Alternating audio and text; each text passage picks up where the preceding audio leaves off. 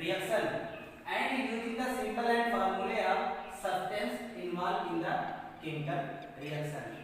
जो ये chemical equation है वो क्या एक शॉर्ट हैंड रिप्रेजेंटेशन है। कोई भी अगर केमिकल रिएक्शन हो रहा है उसको रिप्रेजेंट करने के लिए हम छोटे से छोटे में रिप्रेजेंट करके दिखा दे किसी फार्मूले के द्वारा, तो वो क्या है एक प्रकार का केमिकल फार्मूला है। अब कैसे, जैसे फॉर एग्जांपल अगर कोई x और y इसमें इन्वॉल्व होकर के एक प्रोडक्ट बना रहा है, x y एक प्रोडक्ट बना रहा है, तो इसको हमने कह दिया x और y combine to each other to form a product. अब इसको हमने क्या किया, या इसके फार्मूले, इस सब्सटेंस के फार्मूले और इस सब्सटेंस के फार्मूले को लिखेंगे और उसको एक केमिकल रिएक्शन का रिप्रेजेंटेशन सिंबल है एरो, इसके द्वारा हम दिखाएंगे और ये आपका क्या है प्रोडक्ट। तो इसको हम शॉर्ट हैंड में रिप्रेजेंट कर दे रहे हैं कि केमिकल इक्वेशन क्या है, उसके केमिकल फार्मूले के जो सब्सटेंस है उसमें कौन कौन से फार्मूले यूज हुए हैं और कौन कौन से ऑपरेशन यूज हुए हैं और इसमें सिंबल जो यूज हुए हैं उसको, तो इसको शॉर्ट हैंड रिप्रेजेंटेशन है। जैसे for example H2 plus O2 to give the H2O। अब यहाँ पे देखिए हमने कहा hydrogen and oxygen are combined to each other to form a water. अब इस कंडीशन में मैंने तो वर्ड में तो रिप्रेजेंट कर दिया, लेकिन अगर उसे केमिकली डिफाइन करना है तो हमने क्या किया, हाइड्रोजन का केमिकल फार्मूला लिखा, मॉलिक्यूलर फार्मूला लिखा, ऑक्सीजन का मॉलिक्यूलर फार्मूला लिखा और उसको येलो के द्वारा हमने क्या किया, एक केमिकल रिएक्शन को रिप्रेजेंट कर रहा है कि ये क्या है, हमारा केमिकल रिएक्शन हो रहा है, केमिकल प्रोसेस है और ये आपका क्या बना रहा है, H2O वाटर का फॉर्मेशन कर रहा है। तो इस कंडीशन में हमने इसे शॉर्ट हैंड में जो हमने वर्ड बोला उसको शॉर्ट हैंड में क्या किया, लिख दिया। देखिए आपका क्या हो जाएगा, पूरा का पूरा केमिकल इक्वेशन हुआ। अब केमिकल इक्वेशन लिखने के लिए हमें कुछ सिंबल यूज करना पड़ेगा, कुछ रूल को फॉलो करना पड़ेगा। तो देखिए क्या रूल ना, some rules are required of a chemical equation. देखिए यहाँ पे हमें कुछ रूल हैं जो रिक्वायर्ड होती है केमिकल इक्वेशन को लिखने के लिए। यहाँ देखिए क्या है, reactant part write down left hand side are arrow. हमें जो है रिएक्टेंट पार्ट को हमेशा लेफ्ट हैंड साइड में, एरो की लेफ्ट हैंड साइड में लिखना पड़ेगा। जैसे कि आपका देखिए यहाँ पे अगर हम बात करें ये आप x plus y to give the xy। अब यहाँ पे जो रिएक्टेंट पार्ट है ये एरो के क्या है, लेफ्ट हैंड साइड में है, तो जो हमेशा रिएक्टेंट का पार्ट रहेगा वो एरो के किस साइड में लिखा जाएगा, रिएक्टेंट साइड में, और product part right hand side on arrow की किस साइड में लिखा जाएगा, राइट हैंड साइड, और ये आपका हो जाएगा क्या, प्रोडक्ट। तो इस कंडीशन में तो हमें ये दोनों रूल को फॉलो करना पड़ेगा और देखिए इसमें कुछ सिंबल यूज करना है। कौन कौन सा सिंबल है, ये आपका जो एरो है ये और ए, ये दोनों एरो किस लिए यूज किए जाते हैं, this symbol shows the chemical process and equation. ये हमें केमिकल प्रोसेस और इक्वेशन को दोनों को रिप्रेजेंट करता है।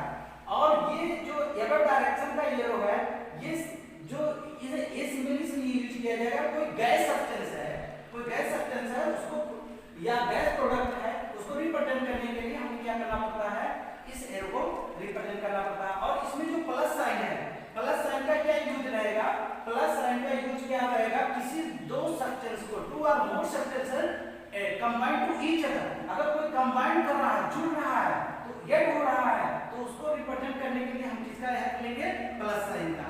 तो ये इसके कुछ ये रूल को हमें क्या करना पड़ेगा, फॉलो करना पड़ेगा फॉर केमिकल इक्वेशन। देखिए यहाँ पे हम कुछ एग्जांपल ले रहे हैं कि किसी केमिकल इक्वेशन को लिखने के लिए हमने वर्ड में पढ़ा कि zinc react to the H2SO4 to form the zinc sulphate and evaluation of H2 gas. अब इस कंडीशन में हमने वर्ड में तो पढ़ दिया, अब इसको हमें केमिकली डिफाइन करना है और केमिकल फार्मूले के द्वारा तो हम जिंक लिख दिए और हमें सल्फ्यूरिक एसिड का फार्मूला लिख दिए H2SO4। अब ये फार्मूला है, अब ये सिंबल मैंने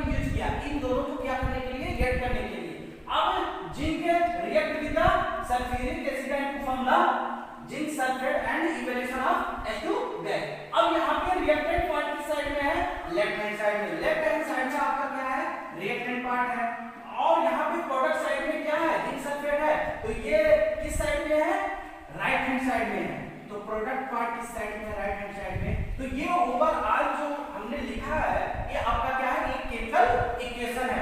इस केमिकल इक्वेशन को डिफाइन करने के लिए हमने कुछ सिंबल यूज भी किए हैं, प्लस साइन, एरो। और यहाँ पे इसके फार्मूले जो सब्सटेंस हमने इस केमिकल इक्वेशन में इन्वॉल्व हुए हैं उसमें जो फार्मूले हैं मैंने उसका हेल्प लिया। जैसे जिंक सल्फेट का फार्मूला मैंने वर्ड में बोल दिया जिंक सल्फेट। अब इसका केमिकल फार्मूला क्या होगा?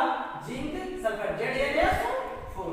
एंड अगर हमने कहा सल्फ्यूरिक एसिड, अब सल्फ्यूरिक एसिड का फार्मूला क्या हो जाएगा? H2SO4। और जिंक का सिंबल क्या है? Zn। और H2 गैस। अब यहाँ ये आपका क्या हो जाएगा? Chemical equation. अब देखेंगे हमें कि how many types of chemical equation, कितने तरह के केमिकल इक्वेशन होते हैं। तो यहाँ पे हम पढ़ेंगे कि दो तरह के केमिकल इक्वेशन होते हैं। There are two types of the chemical equation.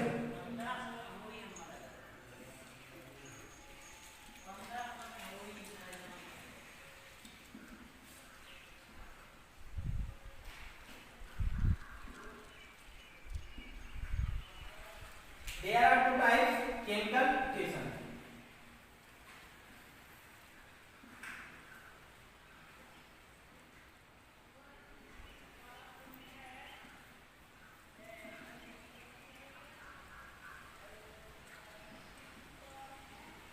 First is a balanced chemical equation.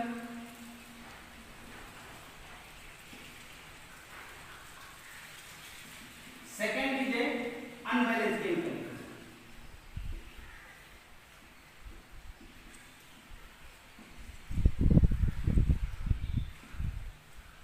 There are two types of chemical equation. First is a balanced chemical equation as well as unbalanced chemical equation. Now what is the balanced chemical equation?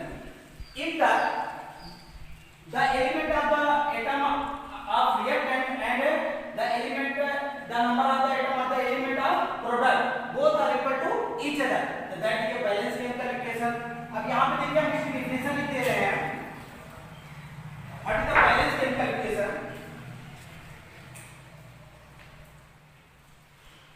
The number of the atom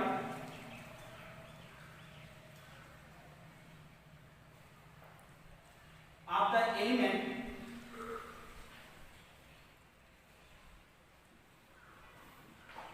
of reactant and product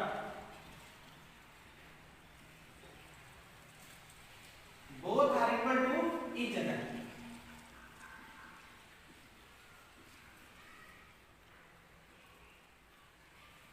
Equal to each other. It's called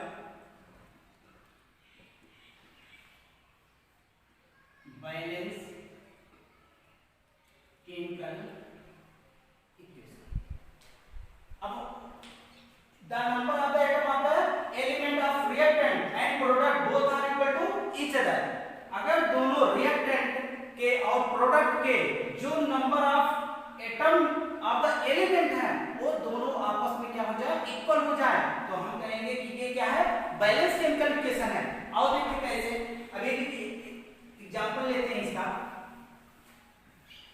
यहाँ पे देखिए, जैसे suppose that आपने ले लिया जो अभी आपने एग्जांपल यूज किया था ZnH2SO4, zinc react with sulfuric acid to form the zinc sulfate and release the H2 gas. अब इस कंडीशन में हमें चेक करना है कि ये बैलेंस है कि नहीं है। अब देखिए यहाँ पे हमें एक आपको आइडिया देते हैं।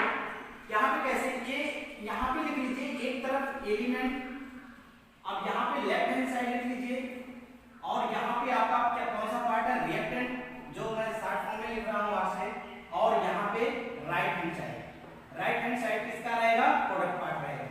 अब यहाँ पे कौन कौन से एलिमेंट इसमें इन्वॉल्व है? आपने रिएक्टिविटी की डेफिनेशन ही पढ़ा था। Such element such substance are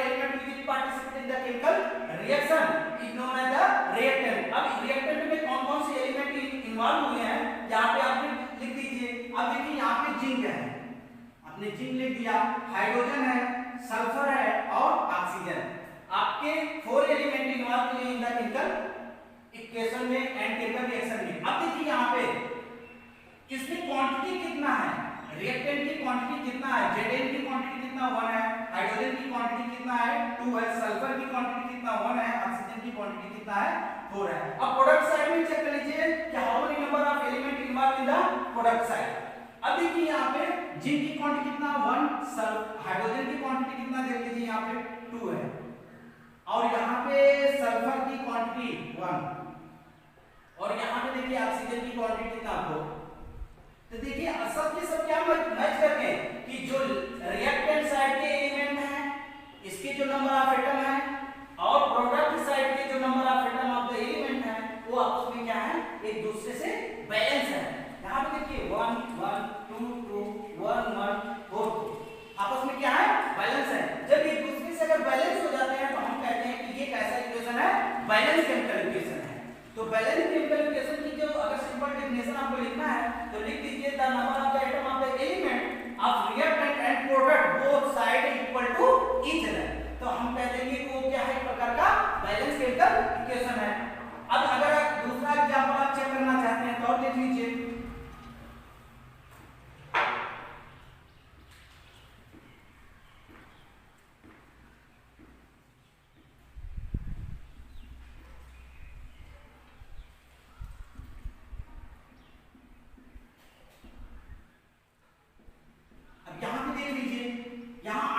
quantity कितना है 1, या ऐसे आप अगर लिखना चाहो तो लिख के चेक कर सकते हैं एलिमेंट, और यहाँ पे आप लेफ्ट हैंड साइड और राइट हैंड साइड।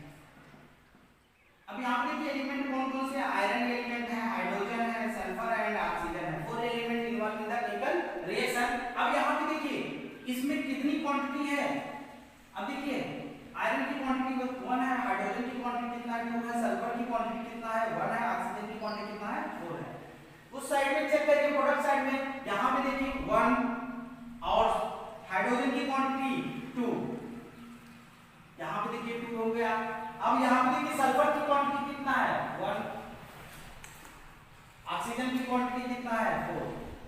देखिए सब के सब एक दूसरे से क्या है, बैलेंस है। तो हम कहेंगे कि ये बैलेंस केमिकल इक्वेशन है।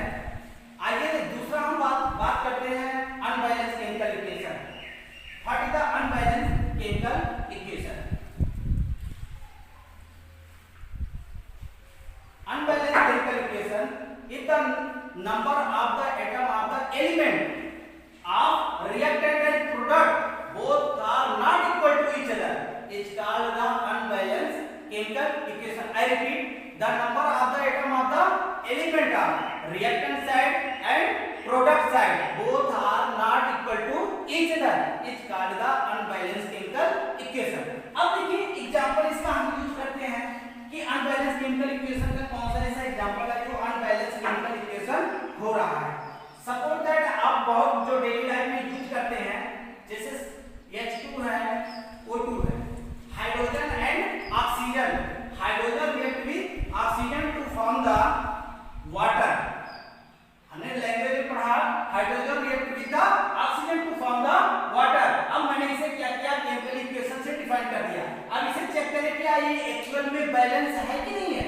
और अगर हम यहाँ पे लिख दें कि एलिमेंट लिख दिए और यहाँ पे मैंने क्या लिख दिया, लेफ्ट हैंड साइड जो किसका पार्ट होता है रिएक्टेंट का, और राइट हैंड साइड किसका पार्ट होता है प्रोडक्ट का। अब यहाँ पे देखिए एलिमेंट कौन कौन से, hydrogen and oxygen, two element involve in the chemical reaction. अब यहाँ पे हाइड्रोजन की क्वांटिटी कितना, सॉरी 2, ऑक्सीजन की क्वांटिटी कितना है 2।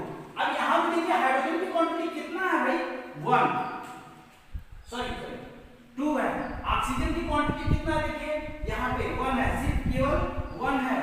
अब यहाँ पे हाइड्रोजन तो बैलेंस है, हाइड्रोजन देखिए क्या है बैलेंस है, लेकिन ऑक्सीजन क्या है अनबैलेंस है। यहाँ पे इसकी क्वांटिटी लेफ्ट हैंड साइड में 2 है और प्रोडक्ट साइड में 1 है, तो ये दोनों क्या है अनबैलेंस है। तो अनबैलेंस है, हम कहेंगे कि सर ये अनबैलेंस केमिकल इक्वेशन है। तो what is the unbalance chemical equation? If the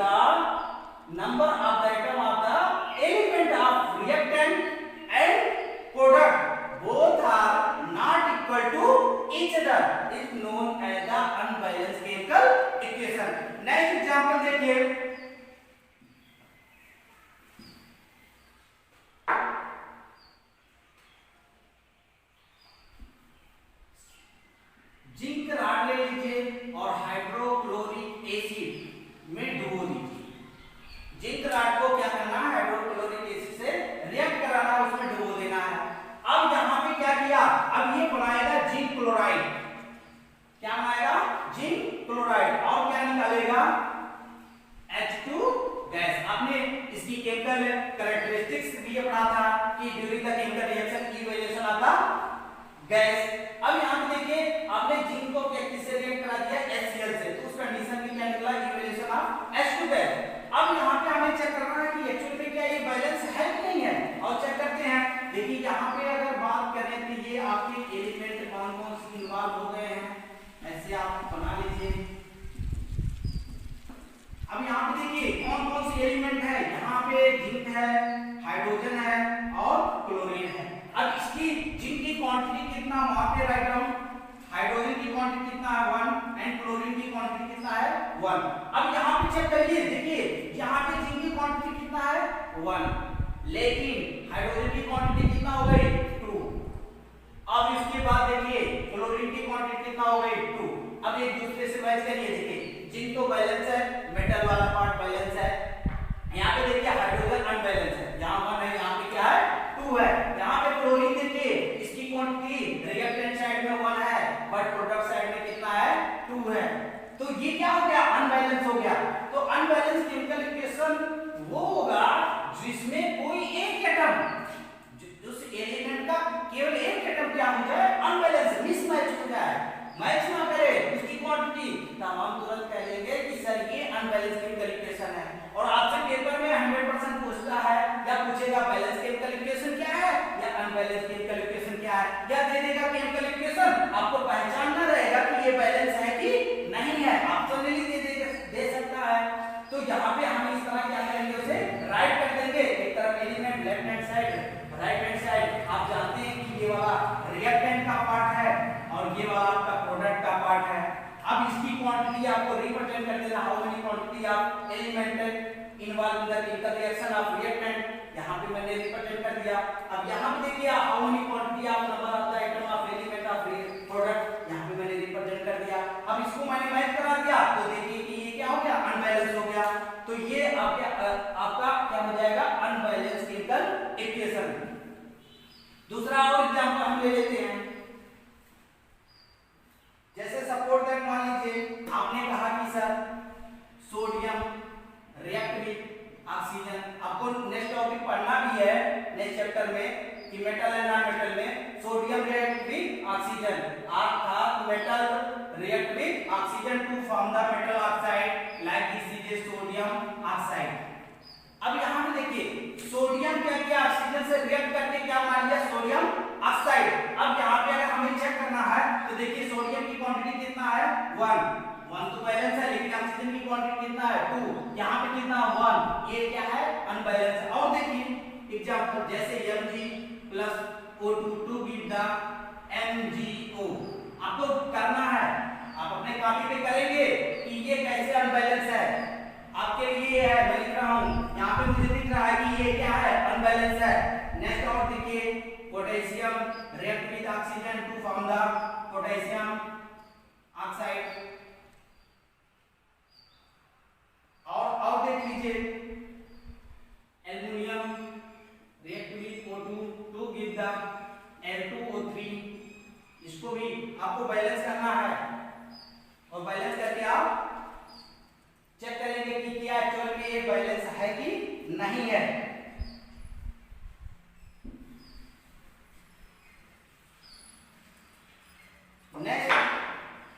next आपका है कि अब अगर कोई अनबैलेंस केमिकल इक्वेशन है तो उसे कैसे बैलेंस किया जाए। प्रॉब्लम है कि अगर कोई अनबैलेंस केमिकल इक्वेशन है तो उसे बैलेंस कैसे किया जाए, क्या हमको करना पड़ेगा कि बैलेंस हो जाए। तो आप देखें कि बैलेंस केमिकल इक्वेशन में आपने देखा कि उसकी नंबर ऑफ एटम की क्वांटिटी हमने क्या किया, जो एलिमेंट के नंबर ऑफ एटम थे उसकी क्वांटिटी क्या किया इक्वल कर दिया था।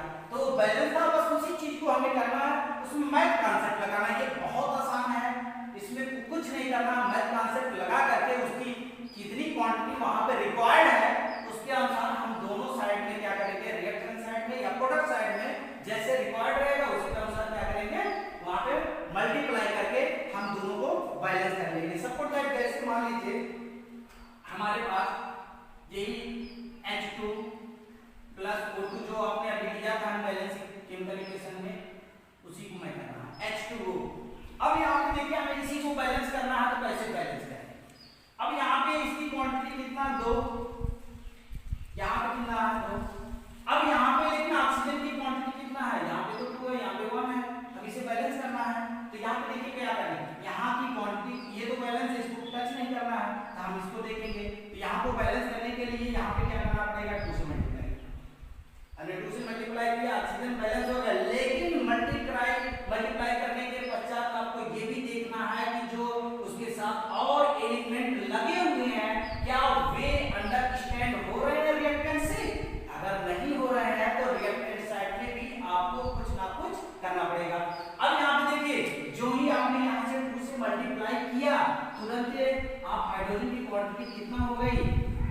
4, 2 टू जा 4।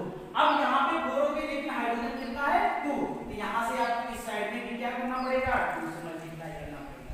अब आप चेक करेंगे कि ये बैलेंस हुआ नहीं, तो देखिए हाइड्रोजन 4, ऑक्सीजन 2, ऑक्सीजन 2, तो ये क्या हो गया बैलेंस हो गया। नेक्स्ट एग्जांपल लेते हैं, कैल्शियम है, ऑक्सीजन है, क्या बनाएगा calcium oxide. Calcium with oxygen formula calcium oxide. इस कंडीशन में अब देखिए कैल्शियम 1 है, कैल्शियम 1 है, ऑक्सीजन 2 है, ऑक्सीजन की क्वांटिटी कितना है 1 है, तो ये हमें पता चल गया कि ये क्या है अनबैलेंस है। अब इसे बैलेंस करना है तो हमें ऑक्सीजन को बैलेंस करने के लिए प्रोडक्ट साइड में हमें क्या करना पड़ेगा 2 से मल्टीप्लाई करना पड़ेगा। और जो ही आपने प्रोडक्ट साइड में 2 से मल्टीप्लाई किया तो देखिए कैल्शियम की क्वांटिटी कितना हो गई 2, तो यहाँ तो सिंगल है, तो हम क्या करेंगे इस साइड में 2 से भी मल्टीप्लाई कर देंगे। तो देखिए मैथ कॉन्सेप्ट हमने लगा दिया, फटाक से हो गया। अब नेक्स्ट एग्जांपल देखते हैं, जैसे सपोज दैट मान लीजिए हमारे पास है Mg plus HCl, magnesium react with hydrochloric acid to form the MgCl2 and H2 gas. यहां पे देखिए अब क्या हुआ, Mg react with hydrochloric acid to form the magnesium chloride and also evaluate the hydrogen gas. अब इस condition में हमें चेक करना है कि मैग्नीशियम की क्वांटिटी तो बैलेंस है, देखिए 1 1 and hydrogen and chlorine both are unbalanced, तो हमें क्या करना पड़ेगा, देखिए यहां क्लोरीन की क्वांटिटी 2, हाइड्रोजन की क्वांटिटी 2, लेकिन यहां पे 1 1 है, तो यहां पे हमें क्या करना पड़ेगा 2 से मल्टीप्लाई करना पड़ेगा। देखिए यहां पे हमने क्या किया 2 से मल्टीप्लाई कर दिया, हाइड्रोजन भी 2 क्लोरीन भी 2, हाइड्रोजन भी 2 क्लोरीन भी 2, अब सब के सब क्या हो गए बैलेंस हो